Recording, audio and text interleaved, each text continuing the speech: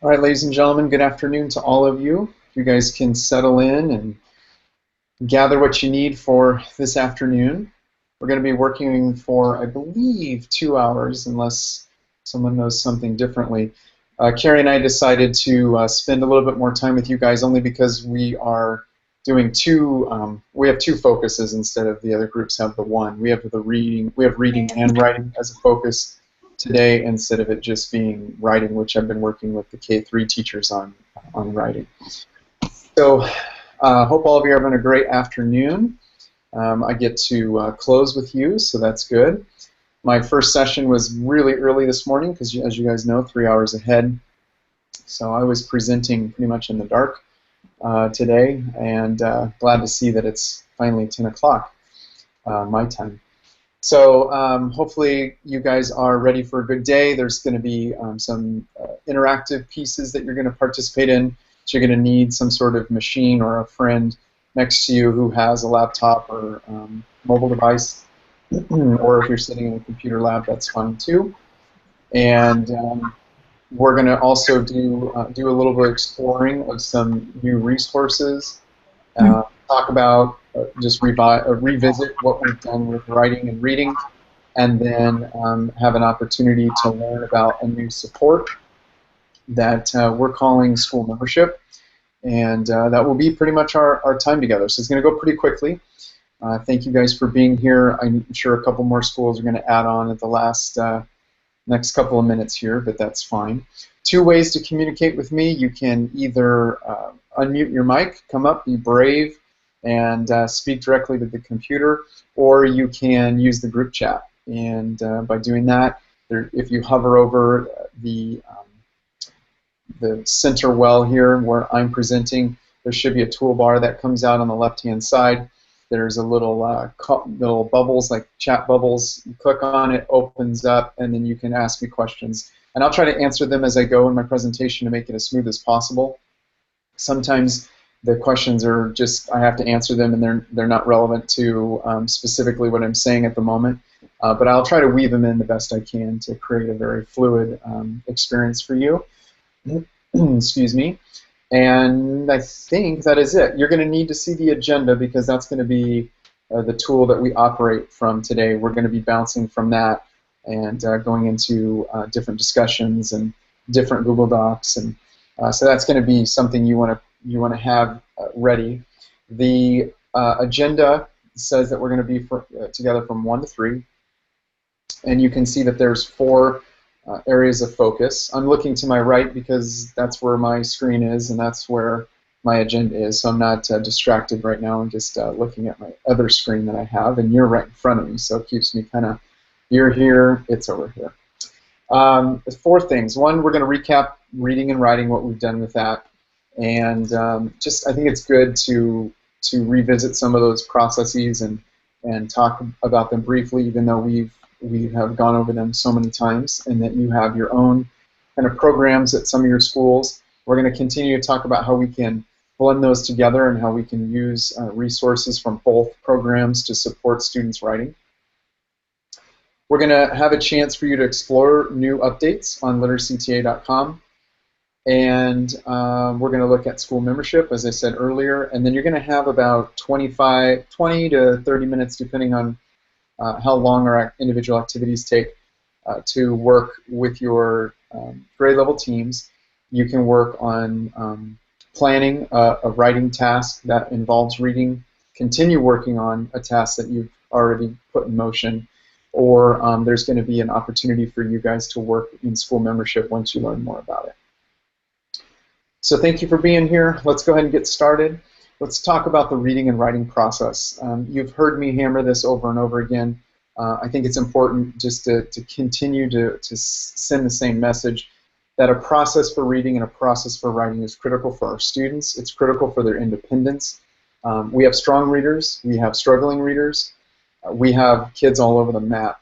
And it's important that they have some way of knowing what a good reader does. And even though all of us don't sit down and start with a prompt and not necessarily go through deep reading and comprehension reading every time, we always know what questions to ask of text.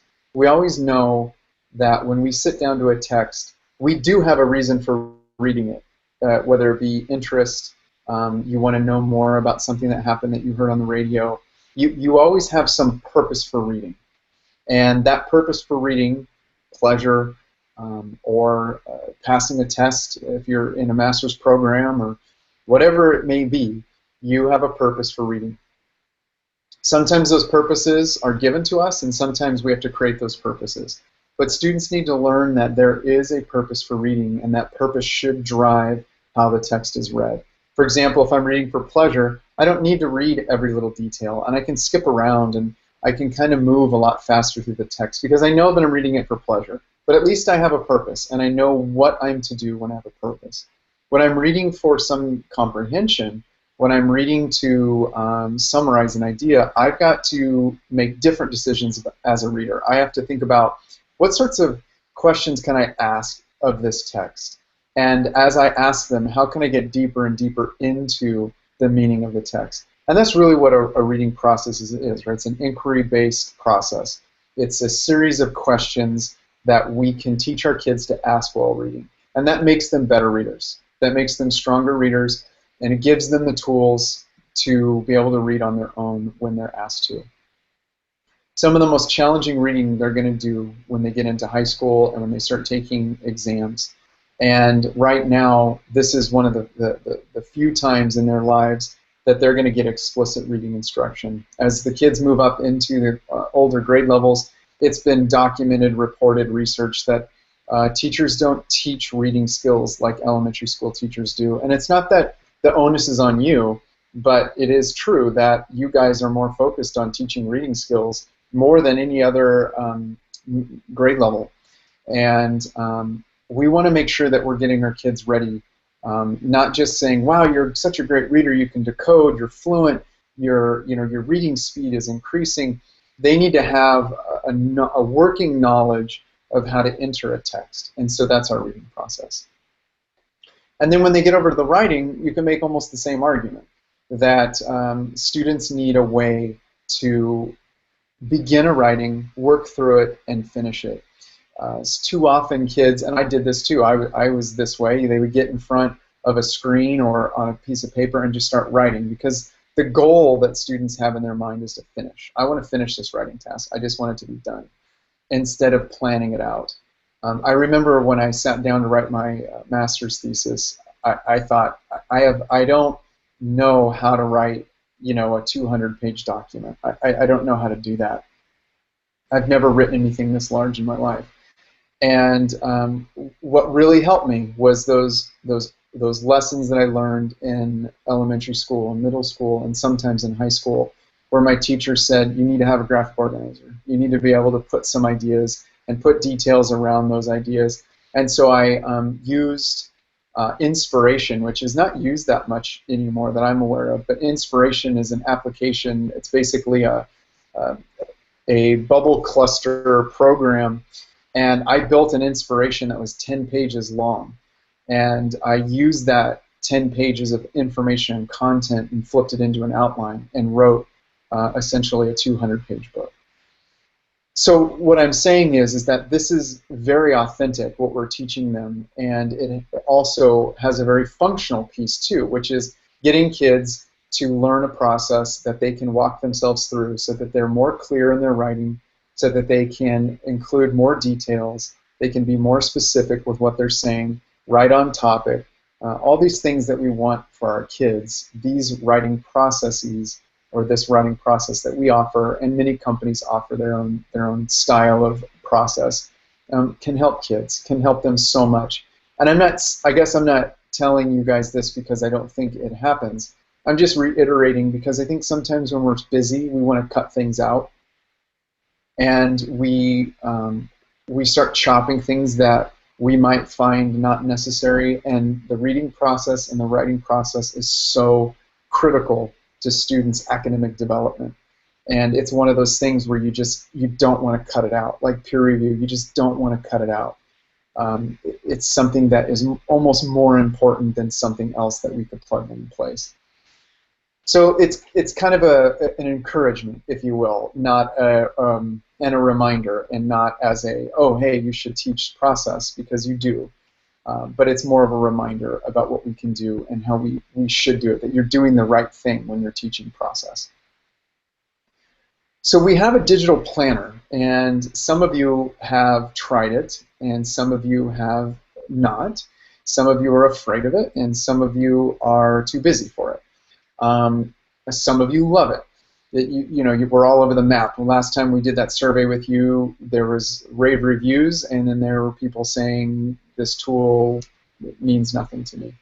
And I think that that's fine, because we're all different types of teachers. But I do want to talk about how this planner can be used if you don't teach from a digital space. As a secondary teacher, I teach from a digital space. Know that your elementary school kids are going to move on, especially 4 or 5. They're going to move on to middle school. In middle school, they're going to have a digital space. That means that the teacher is going to be using heavy presentation software. They're going to be learning from the screen. They're going to be taking notes from the screen. They're going to be guided through screen interaction. So a digital space becomes really essential to a middle school student, and also in high school. So the digital planner is a great tool that we have to help you develop lessons.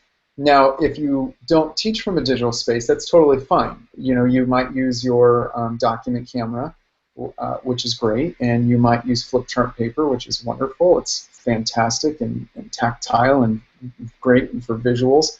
You might use your whiteboards, or I don't think anyone has chalkboards anymore, but maybe. So you're going to use your whiteboards. All of that's great. But we can use our digital planner to build lessons that you don't present, but helps you build them. And what I mean by that is, it's going to walk you through steps and ask you questions of things that are going to help you plan with the standards.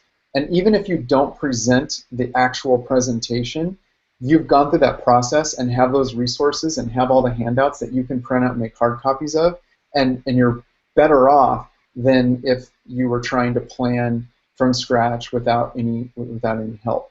If you spend some time in the planner, you'll realize that the planner offers almost a step-by-step approach to planning literacy skills, reading and writing and speaking, and then helps you write a prompt, helps you align your prompt and your content, the content that you're teaching, whether it be science, social studies, or English or literature, and then it helps you line those up to standards, helps you line those up to student outcomes. It makes some decisions for you. It's really, really smart.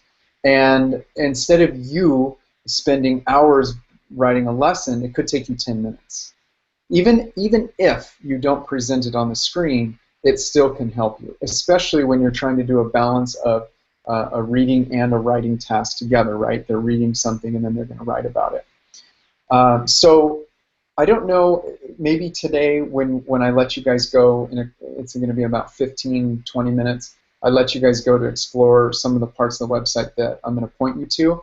If you haven't spent any time in the planner, you might want to poke around and see what it has to offer, because it is a tremendous resource for you, regardless of what program you use, regardless of what company or books you have. It's just a planning tool. That's all it is, and it's very, very smart. It's not something that you go, oh, I'm going to teach a standard, now I'm going to teach another standard, and that's it. Some of the planners out there are so basic, and they don't actually help you do much of anything. I'm making a pitch for this because elementary school teachers tend to shy away from using the planner. We don't benefit from you using it, but if you did spend some time using it, it would benefit you tremendously. And we're trying to encourage more and more elementary school teachers to use it, because it is, in a lot of ways, a teacher assistant. It helps you so much when you write your lessons.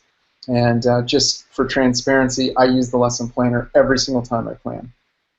Every lesson that I write that has to do with a text, I use it, and it saves me a ton of time. I can build a lesson in about 5 minutes, and that lesson can go anywhere from 3 days to 7 days. So 5 minutes and 5 days of lessons is a good exchange for me. So I'm encouraging you guys to take a look at that. And this walks us into our first activity that may fit perfectly into what you've been doing. So I'm kind of curious about what you guys have been doing with Literacy TA. Last session with the 2-3 group, they shared both, they kind of shared everything that they're doing with writing.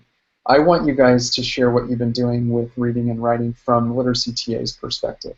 So if you go to the agenda, you're going to see on the second sub-bullet under the first main bullet, you're going to see what have you tried.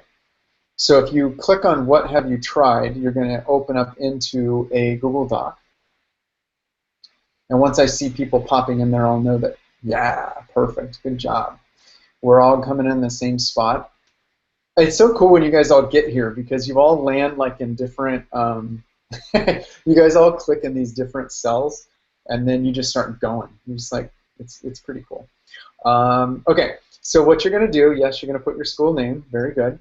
And I would like to know from Literacy TA's perspective, what are some of the things that you have tried?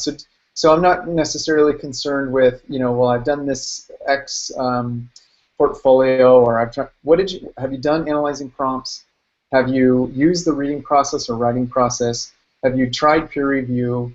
Are you using our rubrics? What is it that you've tried? Because last time you gave me your survey, and I'll be quiet so you can think. Last time you gave me your survey, the large majority of teachers across all grade levels said, I haven't tried this yet, but I want to. I haven't tried this yet, but I want to. So I want to see what you guys have come up with in the last, probably from May to now, the last 3 or 4 months. So I'm going to be quiet. I'm going to mute myself and share my screen. And then I'm going to come back live and talk to you about your guys' responses and experiences.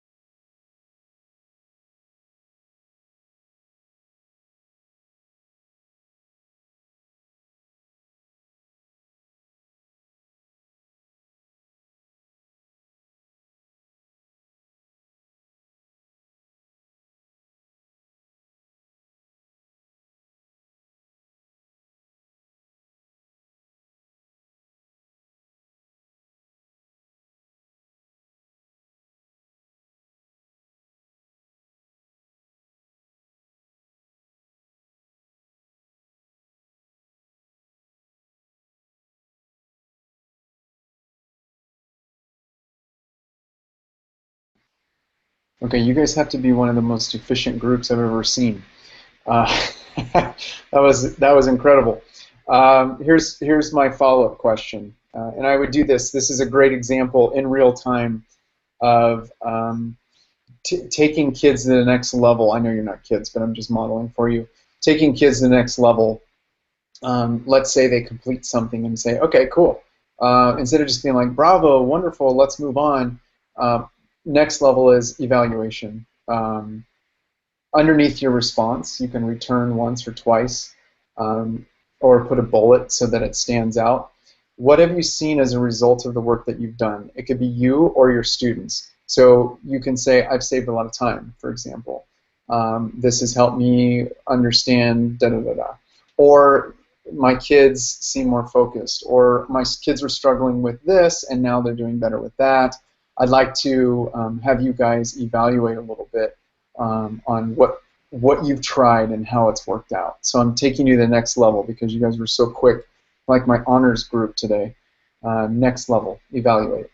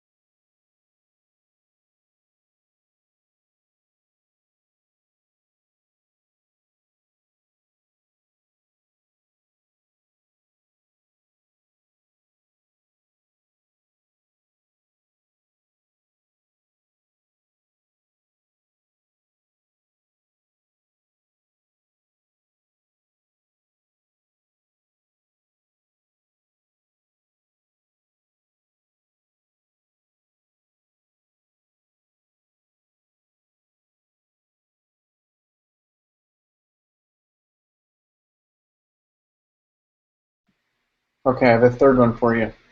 I don't really have the time, but it's kind of fun right now. Notice that I'm going through.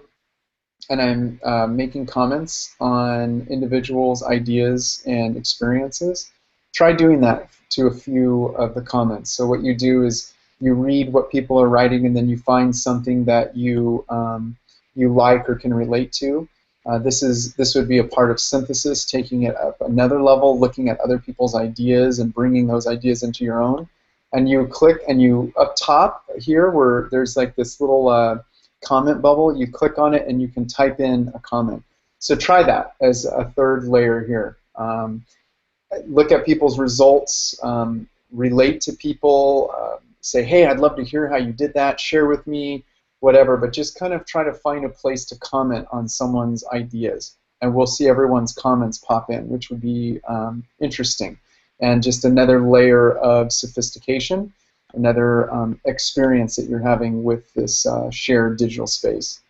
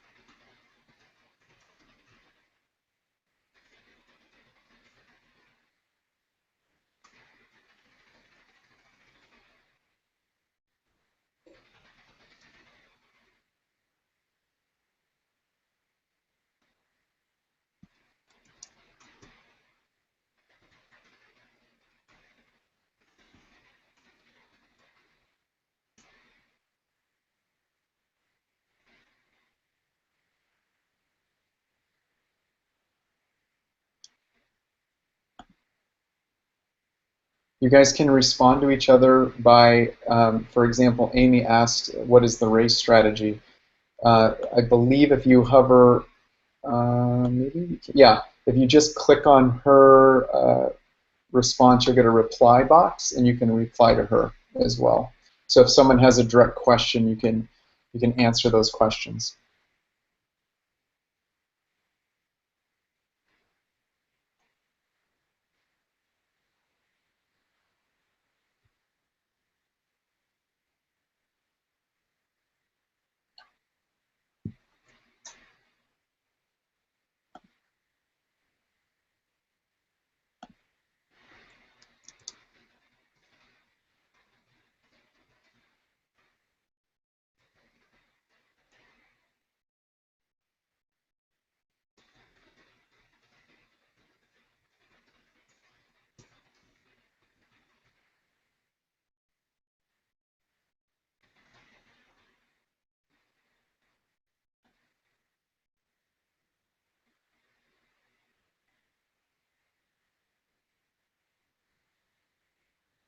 Let's take 30 more seconds.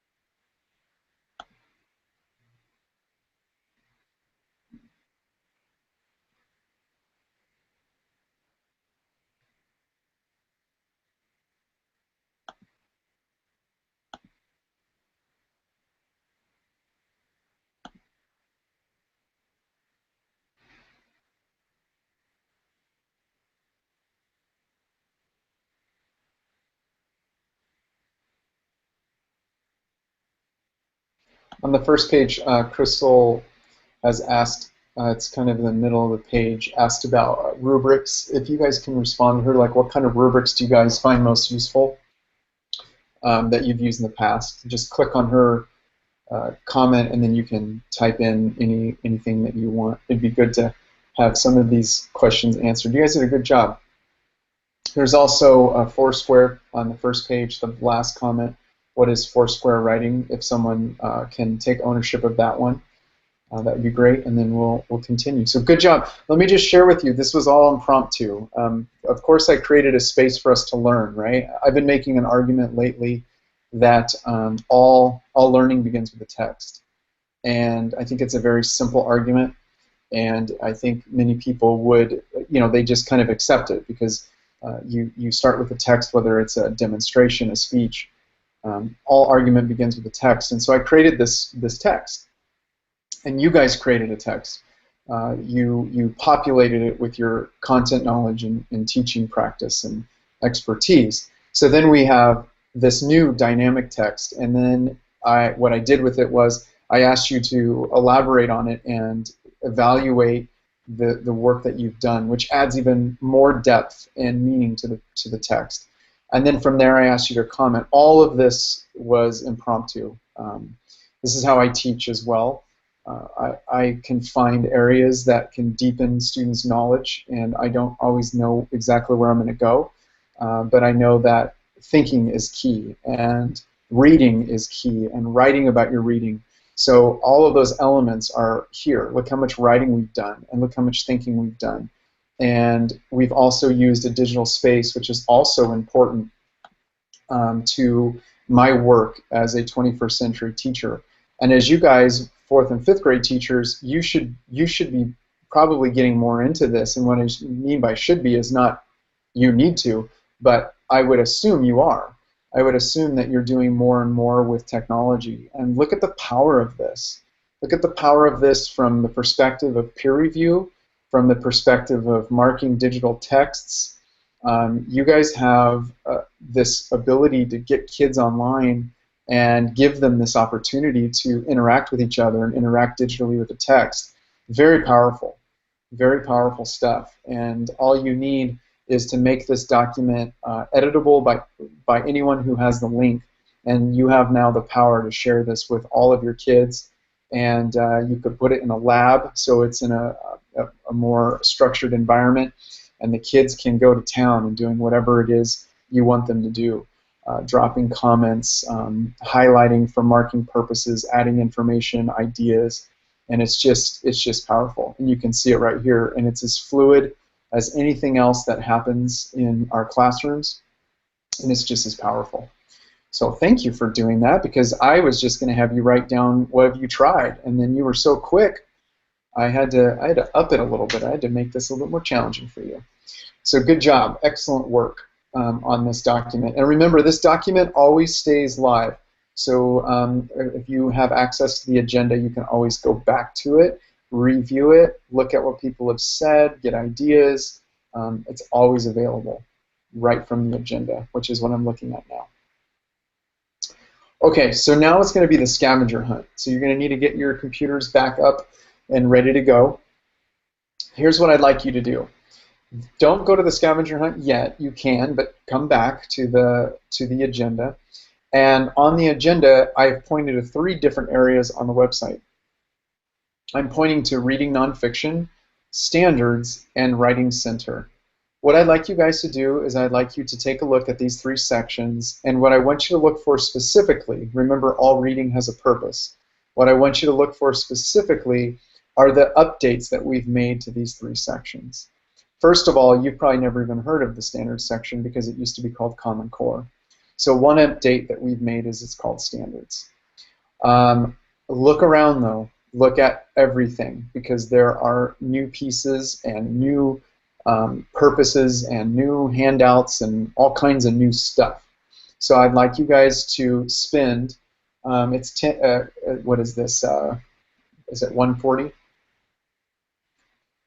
Yeah, 140. So let's go until 2 o'clock. And in that 20 minutes, you're going to do 2 things. You're going to explore these 3 areas, and then you're going to click on Scavenger Hunt, go to the link, and you're going to write your school name and what you explored, and then what did you find. I call it take 10, give 5. Steal it if you want. You don't have to. But I'm going to change it to take 20 because I'm giving you, because you have an extra section that the other groups didn't have. So take 20, give 5. So you're going to explore for 20 minutes or 10, and then you're going to write 5 ideas down from what you saw. And the ideas are things you saw, discoveries, likes, or questions that you might have. Okay, so you're going to take some time to take a look at this. I'm going to be here the entire time. All you need to do is chat with me in the chat window, or you can unmute your mic and ask me a question. The goal of this is to find the new things that we put up. We've probably, in the last, well, since we've met in May of last school year, we probably have, oh, I don't know, maybe 20 new things online, and we've probably added hundreds of web pages. So take a look. Let me know.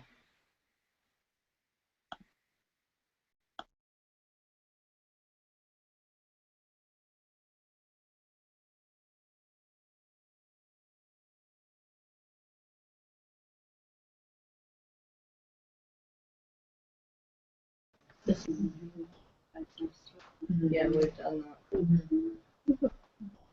I've seen the marketing text one. We've done right.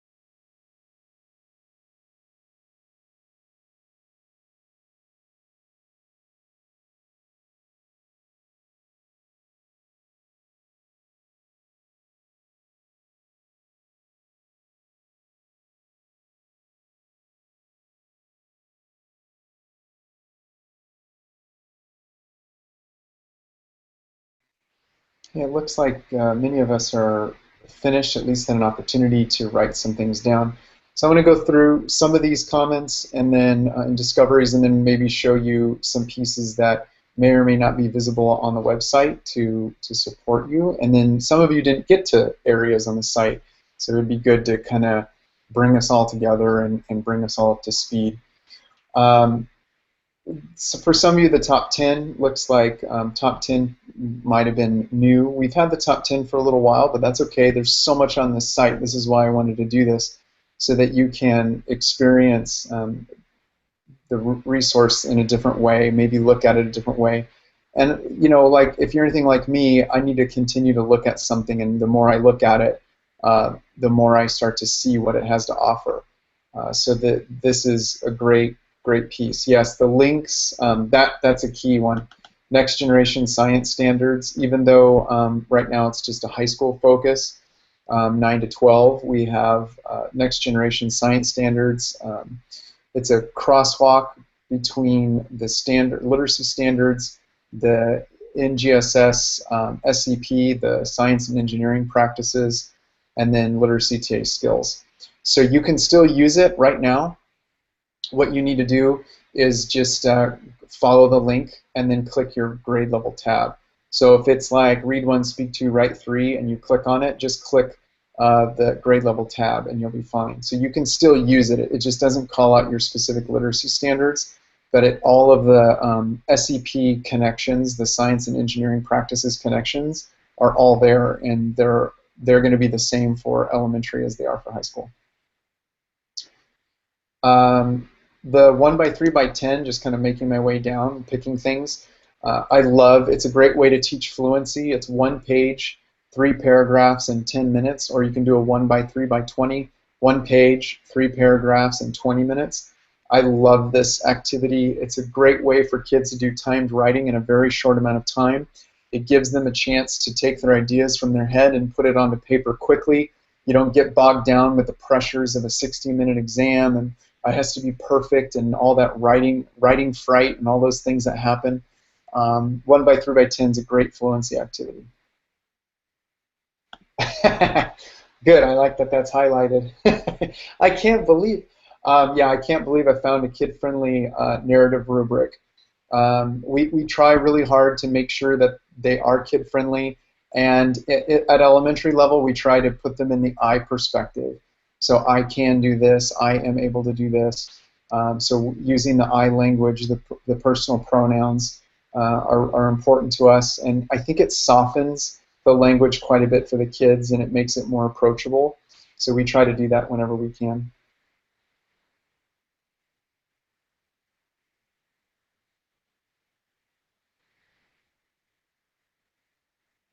I'm just scanning right now, so bear with me.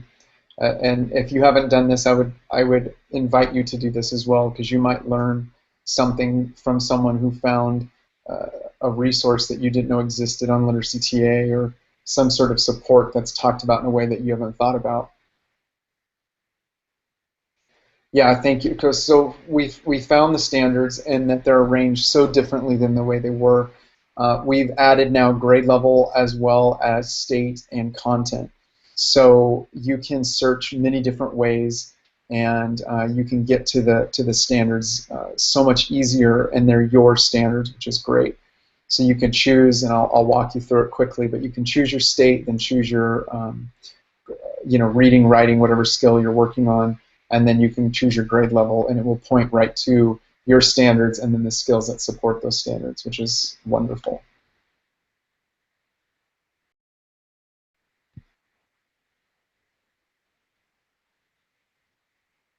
Yeah, the top 10 writing topics, they might have been a bit too advanced for elementary in some ways, but I tried to choose ones that were as appropriate as possible, cutting out sex, drugs, and rock and roll. Some of them might be a little bit too high level, but definitely many of them are approachable, especially gender identity and norms. I think that's a fascinating topic right now.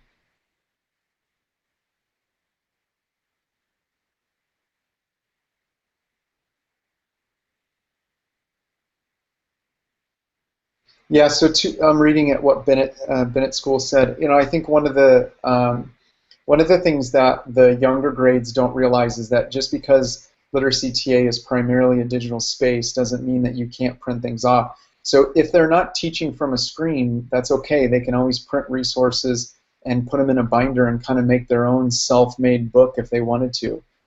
So that's something that you guys want to consider as you go through this is what should or can I print off, and then just be aware that your 4-5 book is coming. Your teacher guide is coming, so hopefully that comes to you with you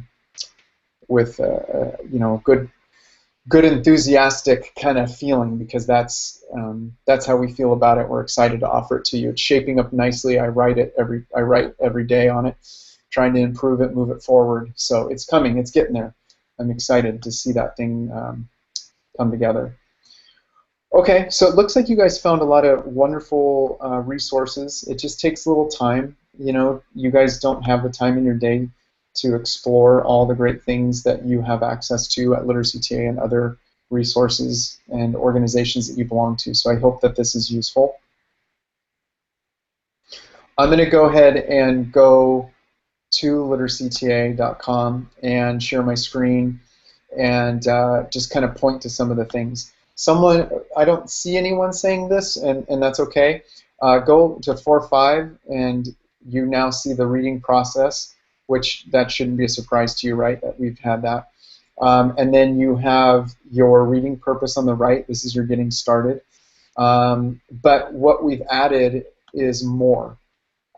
Specifically, you guys, your coaches, actually, who I met with last month, requested for your age group a research set, so I built that for you. They requested it last month, and about 2 weeks ago I put it up. I'm very excited about it to support the research that happens in 4th grade and 5th grade. So when you click on any of these reading purposes, the skills refresh. They still follow the reading process, but they refresh and offer different skills to do with kids. So this is one of the reasons why just printing out our handouts and putting them in a binder only gets you so far. The digital space allows us to manipulate content in ways that help you see a lesson or filter out things that you need to not see and then focus on the things you do want to see. So we go over here and we click research skills, and now you have evaluating sources, which I think turned out pretty nicely. Summarizing main ideas, marking a text, and then taking research notes, which I also think turned out pretty nicely. So the taking research notes, when you click on it, it follows standards exactly. Kids need to understand what kind of text that they're reading. Is it online, print, or visual? And they have to make that decision by selecting. They have to know the speaker's name. They have to know the source and why it's relevant to their research. So this is a one-source note-taking handout. This is not multiple source note-taking handout. This is for one source. So the source is relevant to my research because this is a question that a teacher never asked me in school. Not once. Maybe when I got to high school, maybe. But this idea of why is this source relevant? So many times I probably misused sources. I probably didn't read them carefully, and my teacher was so busy that he or she didn't realize I used the wrong source. So getting them to focus and say this source is relevant in this way and that way is powerful. It's higher level thinking. It's accountability. It makes sure that their research is more relevant than just kind of random facts that may or may not attach. Then down here, I love this layer. Check all that apply or write in a purpose. I plan to use this source to what? Do you plan to support an idea, provide examples, summarize what has been said about this topic? So let's say they're doing a research report on Arctic seals. That was one that I did. I loved it. And I want to summarize a text that just talks about the Arctic seal. I'm going to check summarize what has been said about this topic. And then maybe I find a National Geographic article about, you know, the habitat of this Arctic seal. I can click or I can check on another piece of paper, support an idea. What are you using it for? I'm going to use this to show the different the habitat that an Arctic seal lives in or thrives in. So then they go through and they write notes. And I made these so that you can either cut them up or leave them as is. So if you want to put them on cardstock, if you're a note card type research person, which I think is a great thing, but I'm not fully committed to the idea because I think you can also take notes on something like this. So if you want to cut them up, I made them so that you can run this on cardstock and then cut 3 strips. And you now have 3 note cards, which is sweet. And then you could put the topic and focus on the side and then put the information. And on the back side, you can put the source, or you can have them turn in the note cards with a page like this. So this is exciting. I couldn't wait to actually talk to you guys about this. Yes, I get that dorky. I am dorky.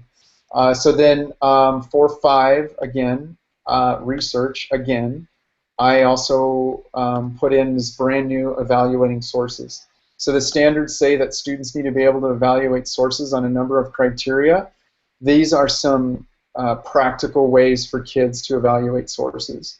So title of the source. So this is right when they get it from the library, right where they have it in their hands.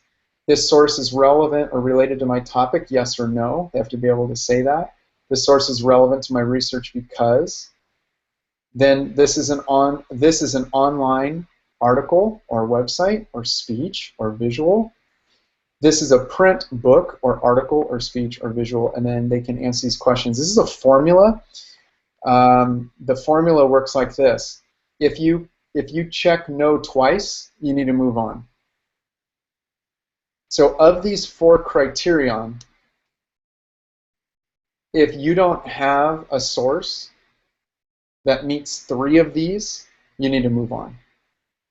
So I need to see a yes, yes, and a yes, or maybe 2 no's, but we recommend up top, if you answer no twice, consider using a different source. Very easy for kids to do source evaluation here. Very, very, very easy. And what you're reading is good stuff. This is not like obscure, weird, random things that they would find or not find. This is all real research considerations, and they're kid-friendly. So if 2 no's, move on. 2 yeses, 3 yeses, stay. But I would recommend 2 no's, regardless of where the no's are, I'd move on. So, okay. Oh, and I put this for elementary for database because I would imagine you want your students to look in safe places when doing research. So this should be, if you're taking them to the library, it should be or could be a yes, a school database, and then also a library, right? Was the source found in a library or a textbook or a periodical?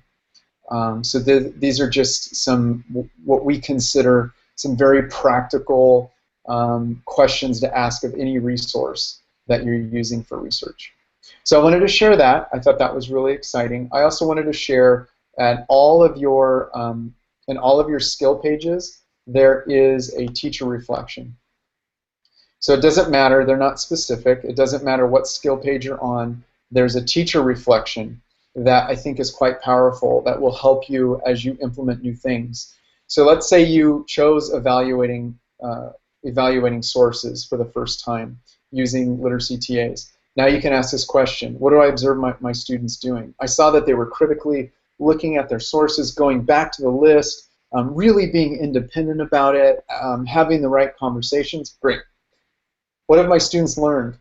Well, they've learned that there are 4 things that a source should have in order for it to be valued.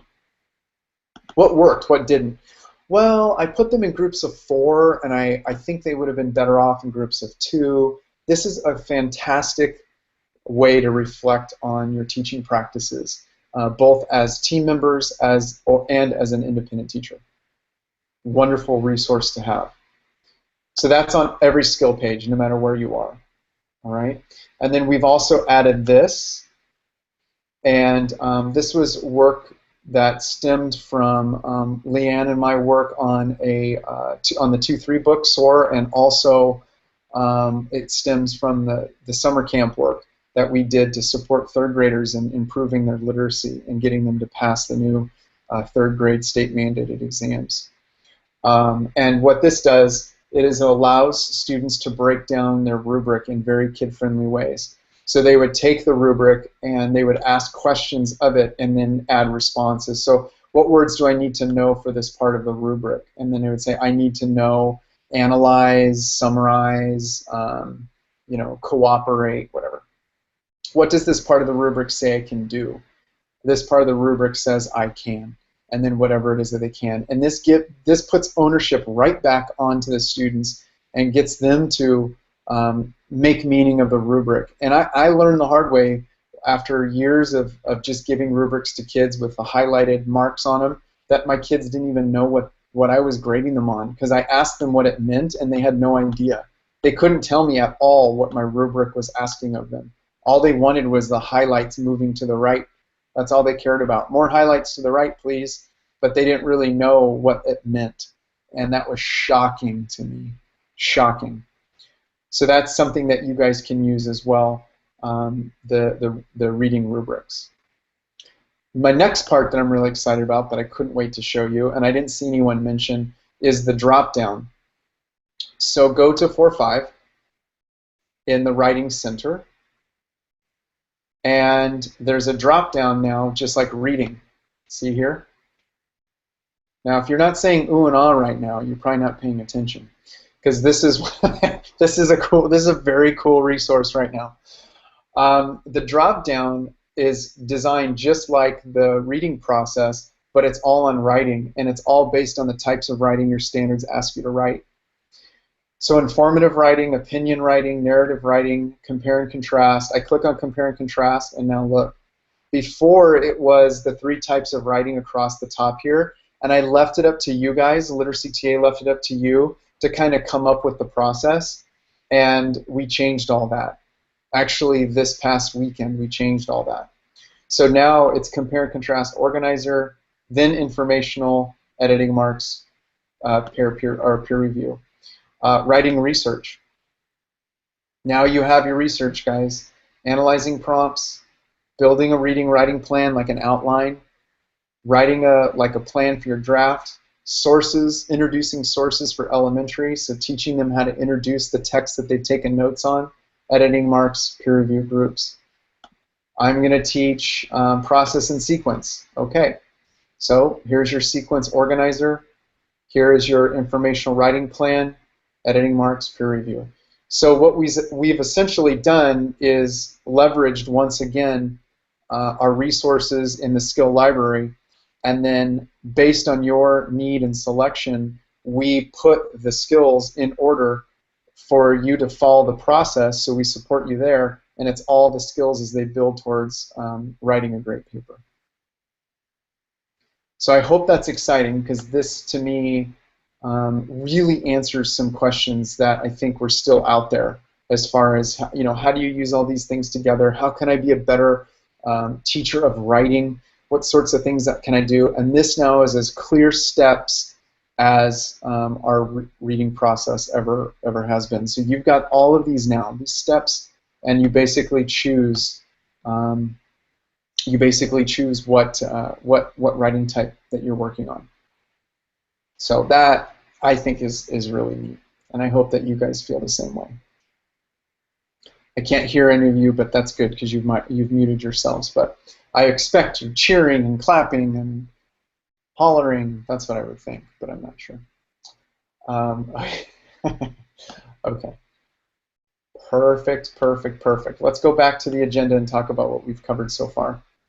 I'm going to let you see my face, too, so you know that I'm not a robot right now. All right, so we recapped the reading and writing. We've gone through that. And we finished the What Have You Tried? And I was very impressed with the amount of work that you guys have tried. When I left you in May, there was a lot of, I haven't tried yet, but I'm going to work on it, or I'm just not there yet. I just didn't have time to go over the website. So it looks like you guys have really made an effort to incorporate some of this into your teaching, which is wonderful. And I imagine you'll make more and more parts of this come alive for your students once you become more familiar. You guys also went through the scavenger hunt, which I just kind of summarized some of the major pieces that are new. And then you found some great things, and some things that have been there for a while. But you know what? When you don't have time to look it up, and you don't have time to figure out what's actually there, it's hard. So I'm glad we had that time to work on that today. I'm still on track for planning, so this is good. I'm going to give you guys some time to plan, to work with your grade level teams on either a writing piece that you are currently in the process of building, or for something that you're just days from rolling out, or maybe now that you saw that there's research activities online, maybe you want to go jump in there and see what that's all about and figure out how you can do your next research project. But before we do that, I want to talk about school membership. And you guys, as being the 4th and 5th grade teachers of your schools, I would imagine kind of take a leadership role in a couple of ways. Number one, you guys are seen as the teachers who are teaching the upper elementary. You are the last support before they go to middle school. You have a different type of standard that expects kids to read and write and put those two things together, and so there's a bit more of a higher expectation. And so I'd imagine that you guys kind of set the pace for a lot of things because of where you're hoping the kindergartners and first graders and second and third graders will get by the time they get to you, where they'll be with their skills and knowledge.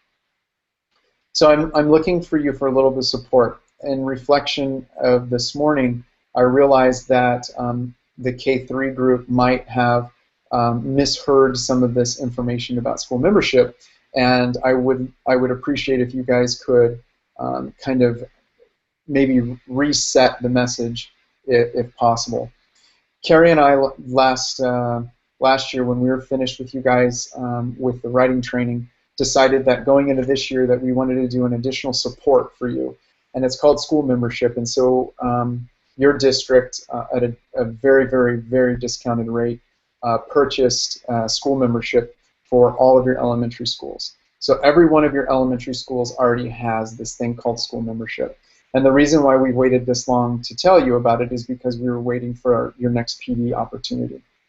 The school membership is something that is right now being offered as an opportunity. I'm going to use that word on purpose instead of a mandate. I don't think I ever want anything coming from Literacy TA to be a mandate. But I definitely want it to be seen as a good opportunity for you. Some of the teachers in K3 saw the work today as kind of like a pointing finger, you might have to do this. And a lot of them embraced it and loved it.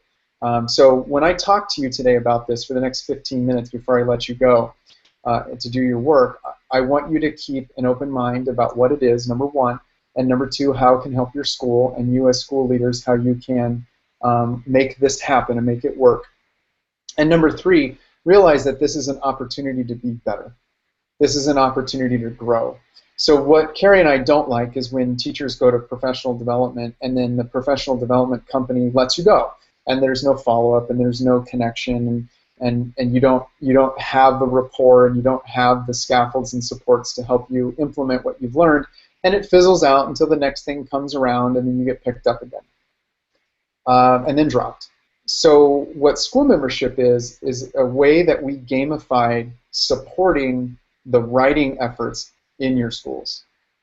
And it's not specifically built for you. We have over 100 schools right now in school membership, but they all have different reasons for using it. What we would like to do is use it for your writing program or writing efforts. What we're trying to do is support you year-long and have fun with it instead of it just being well, every time we see LeMaster, he talks about the process and he wants us to use it.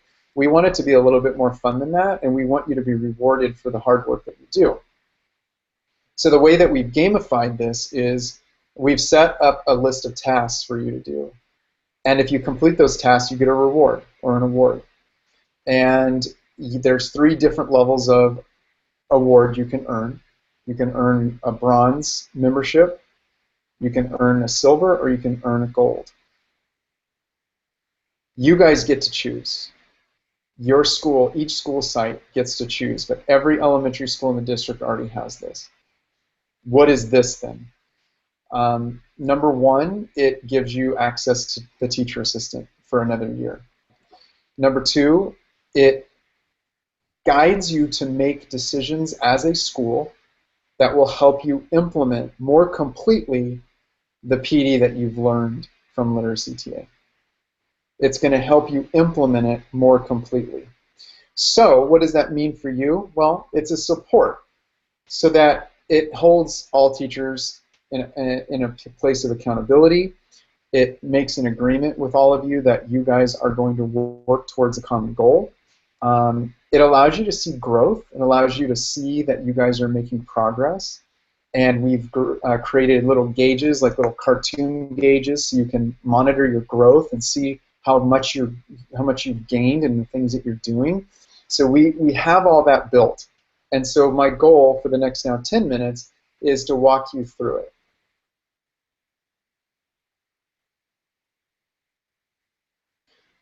We want to walk you through the school membership. So here we go. I know that you guys have been sitting and hearing from me quite a bit, and I appreciate your patience. We have done 2 activities that you did really well, by the way. And then you're going to have a chance to work together and be as loud and crazy as you want in 10 minutes. So here we go. I'm going to share my screen one more time.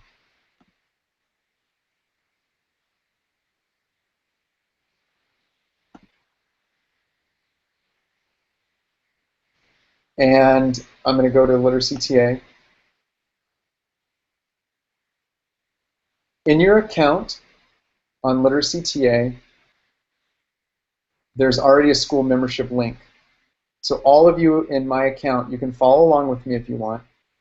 But if you go to my account, it will take you to this page that should look new to you. Your school membership is where the trophy is, and there should be a link where your school name is written. You click on your school name, and it will take you to school membership. So this is your school membership.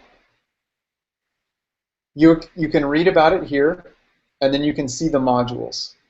So these are the learning modules for school membership. Think about it as professional development, and think about it as a way to guide your teachers as you guys make commitments to teach writing skills across campus.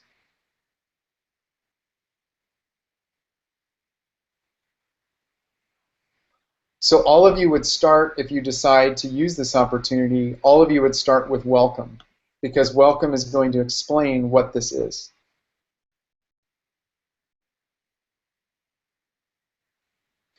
You can click through the tutorial. You can read how to roll out school membership successfully.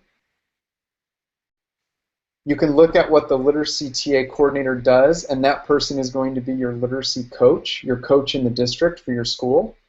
That person has already been assigned. And then when you're done reading it, do you see where it says Laura Harvey 9-6, Lee Ramsey 8-29?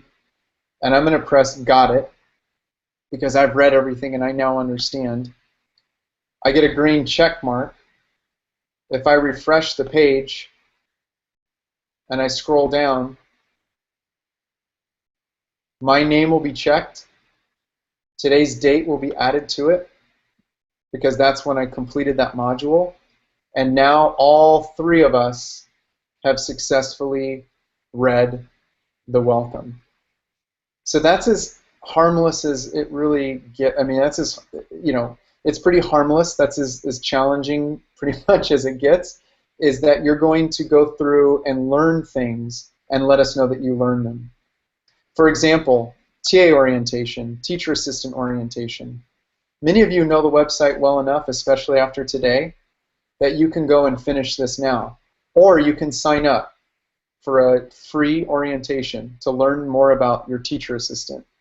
You click, how do I get an orientation? Oh, I didn't realize you guys had that.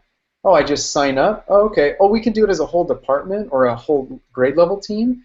or a whole staff? I didn't know that. Okay, great. Learn about this. Perfect. Awesome. All right. So I finished that. I'm going to go ahead and contact Literacy TA. Or you come down here and you take your own tour. So this will take you through the TA. And then when you're done, what did you do? Did you do instructor-led? Oops. Did you guys there? Are you guys there? Oh, you guys can't see that. Instructor-led or self-guided. So I chose self-guided. And you saw that update right there. And then the date. I'm going to do it today. Or I'm going to do it on Wednesday or whatever. Press save. Green check. Green check. Now you have done 2 of the 5, 6 things that can be done, and you've already done 2 of them. Why does this all matter? Well, everyone needs to know what TA offers. Everyone needs to know what school membership is about. Hanging posters. Every classroom needs posters in their rooms to support learning. Here's our posters. Here's why posters are important. Here's where they are. Here's how you get them. Here's other posters you can consider putting up.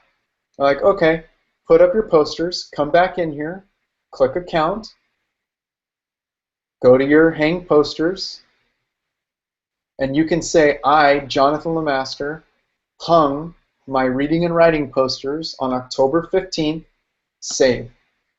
And you got a green check mark. Ensuring that all teachers put reading and writing posters up in their classrooms so that students have them to refer to and that you have them to remind you about teaching and teaching practices. Share student work. So all of this is about good teaching practices that are going to move your initiatives forward. This is called school membership. I didn't pitch it as an opportunity this morning because I really would like you guys to try it. I didn't say you have to do it, but I also didn't say opportunity. And maybe that's where I made my mistake this morning, is that I didn't say opportunity. I used language like, I can't wait for you guys to start this. This is going to be amazing. You're going to do a great job with it. And then I think it got a little people on edge.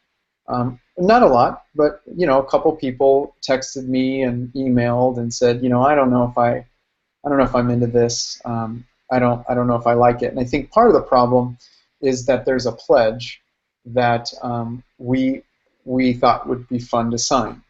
And I can be transparent with you because I know you guys very well. The pledge was really there just to have a good time and to get you guys to commit to something publicly. So the pledge is in Sign the Pledge. And teachers sign this pledge, and it's harmless. All it says is that I commit to be a great teacher. So as a school staff, we commit to teaching reading, speaking, and writing every day. We commit to learning and growing as a staff every day. We commit to improving every day as educators, as family members, friends, and citizens. Together we make a difference. There's nothing in here that's, would step on anyone's toes. I thought it was cute. I thought it was a fun thing to do. Many schools have gone forward and signed it and put it in their main school office. They're rallying behind it because it's about being better. And there's no one on this planet who doesn't want to be better. And this is just a commitment to that. It's signing it to say, I'm going to try to be better. Every day I'm going to wake up and try to be better. And I just want you guys to know that this is an opportunity. It's an opportunity to take advantage of these resources and really support your kids and your staff at your school.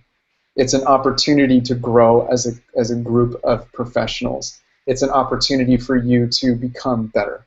That's all. That's all school membership is. And Carrie and I thought that it would be a really great resource for you guys to have. And you can have it all year long.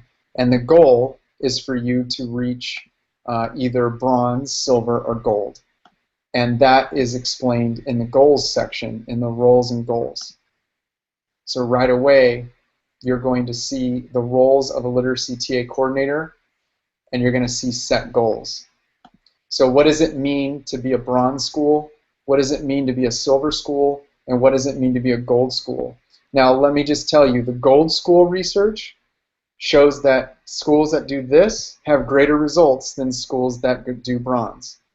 And you might say, well, why would we do bronze then, or versus gold? And that is a question you guys have to talk about. That's a question that you guys have to talk about your staff and figure it out. But all three will show results. If you do the things we're asking you to do, all three will show results. And that's evidenced clearly by this document right here that you guys created. What have you guys been doing? Sorry, the one that we really got crazy on. What have you guys been doing and how has it helped? The more effort you put into anything, the more results you're going to get. And that's evidenced right here in this document.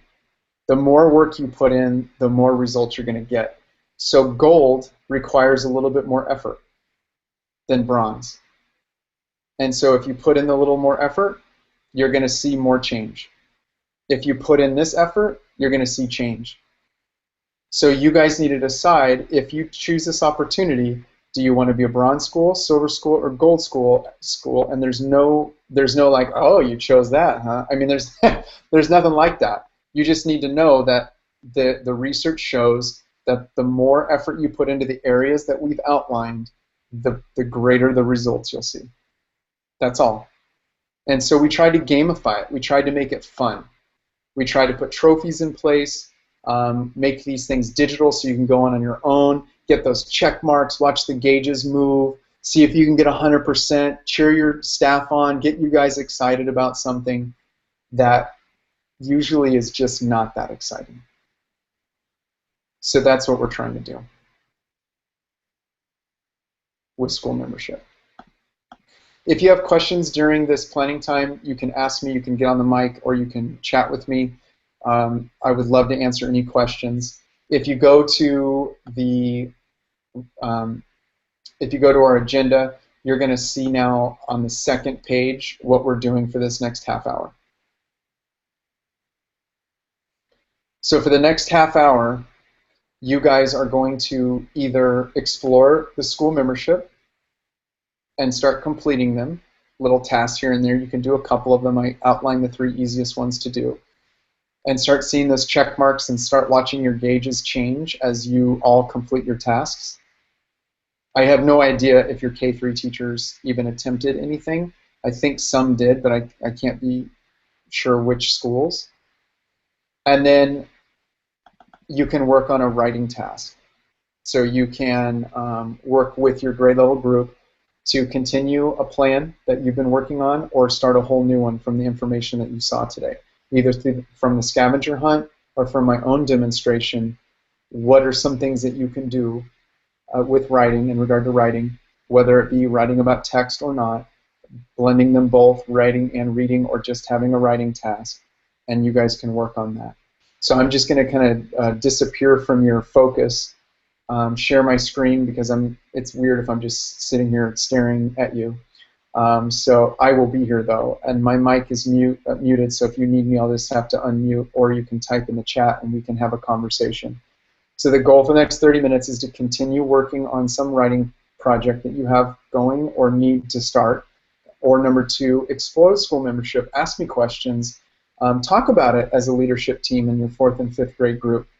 Is this something you guys want to do? What are the positives? What are the negatives? Can you deliver it? Can you actually make it work? And if you do, what I'm going to show you at the end of the year is that your effort made a change in your school. You're going to see growth. You're going to see scores. You're going to see kids differently, teachers working together differently. You will see a difference. But it's an opportunity. It's not a mandate. You guys have the choice. So I'll leave you with that. I will say goodbye to you, but not right now. I'll check in when you guys are ready to go.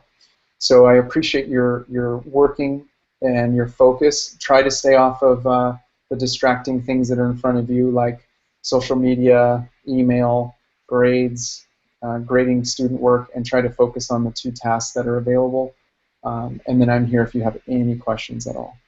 So thank you guys. I look forward to closing out the session and wishing you a great, at least rest of the fall semester. So, all right, I'm here if you need anything.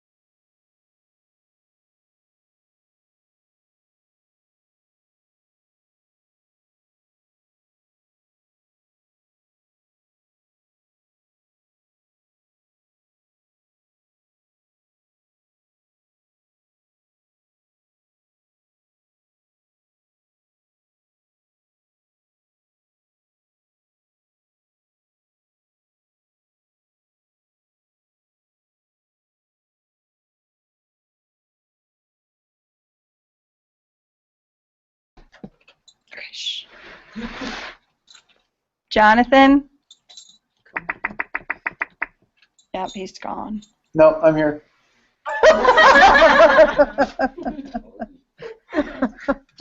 Sorry. No problem. How can I help you? We were just wondering the resources that you have listed under the tools section, and then you have some nonfiction sources. Yes. Are those sources free to the TA members?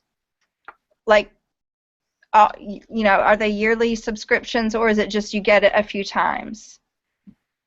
They are all non-affiliated with Literacy TA, but they're pure edited. Like, we look at tons of different online resources and make choices for our members. So we are recommending these websites, and they should all be free.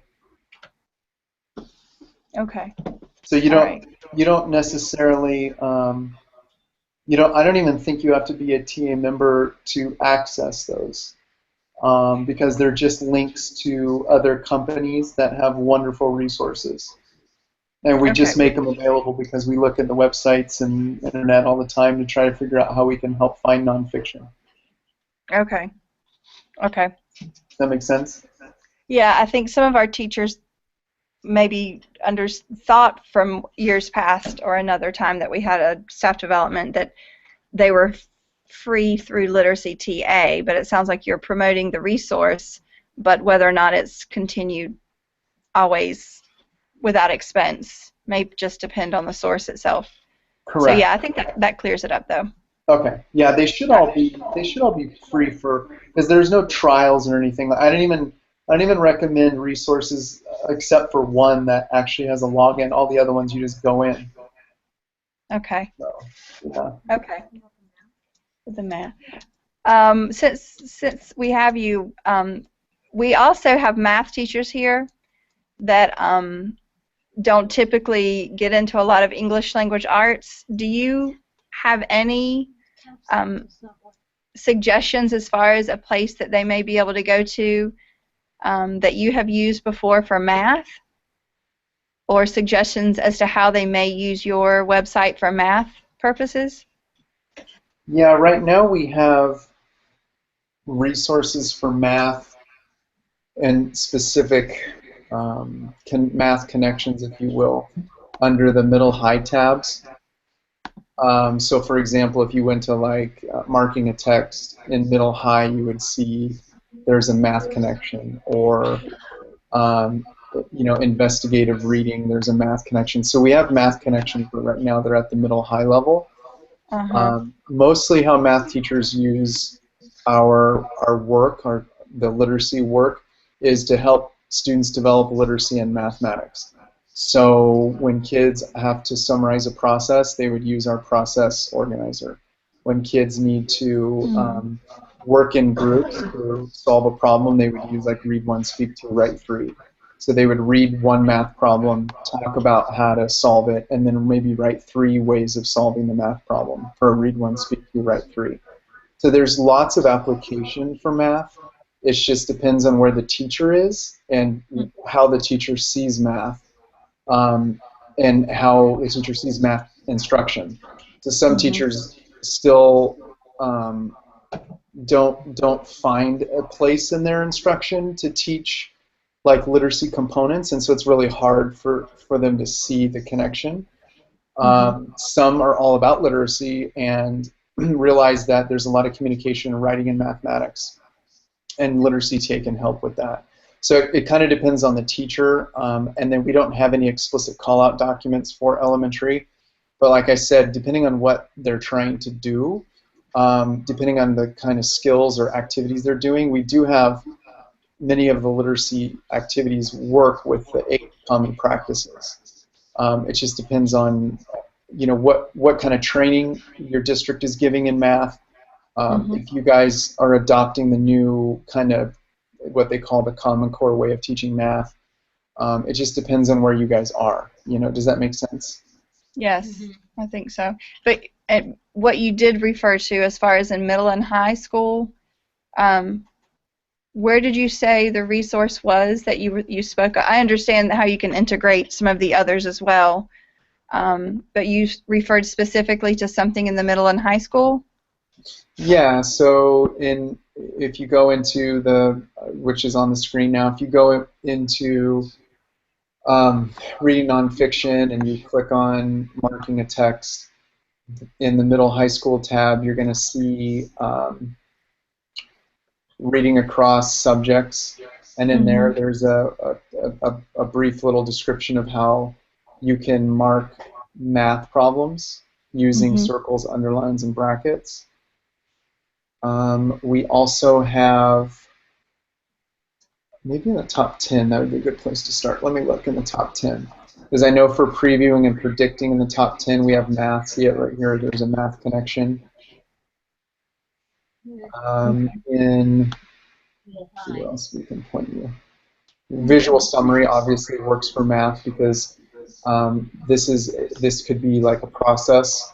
So this could be like step 1, step 2, step 3, and then they write what the steps are. Yeah. Yeah, that would be good. Step 10. When the speaking and the listening, you have all kinds of resources for those goals as well that could be used. Right, absolutely. Math. Let's see, do I have any for math and writing margins? No, not math. And our graphic organizer, one of my favorites, if you go to all of our graphic organizers, which is going to be, you go to reading nonfiction, and then you scroll down to building depth of knowledge, DOK at the bottom. And on this page is OI, which is organizing information. These are all of our graphic organizers on the site. And there's this one that I love for math. It's called Foursquare. And this one has so many applications. You can have 4 different types of the same, or 4 different problems of the same type, and you can write a summary of how to solve them. You can have steps. I mean, it's very versatile. And in fact, I learned this from an elementary school teacher. And it's really easy to build a graphic organizer like this by folding paper. So you basically fold it in 4s, so it's one rectangle, and then you dog-ear a corner, and that dog-eared corner opens up as a diamond like this. Oh, okay. Yeah, it's kind of cool. So we do have it. What I need to do is I just need to make a crosswalk document to point to all the things that we do have to get math teachers started, you know? Yeah, that'd be great. It's a question we get asked all the time, and it's like, yeah, we have it, but you're going to go here and here and here and here. You know, it's like, ugh, it's a little overwhelming. Yeah. Yeah. But we definitely have resources. We're getting more, and people in the lesson plans, they're actually building math lessons. So if you go into lesson plans and you click... He said there was a... Yeah, is there a few in here? Yeah. So there's math lessons here. And you can kind of see how teachers are using it.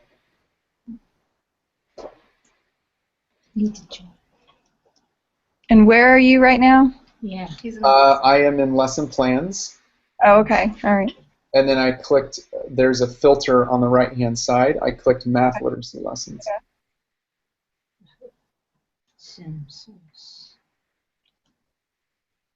Okay. But I'll make a note to try to make a better connection with math.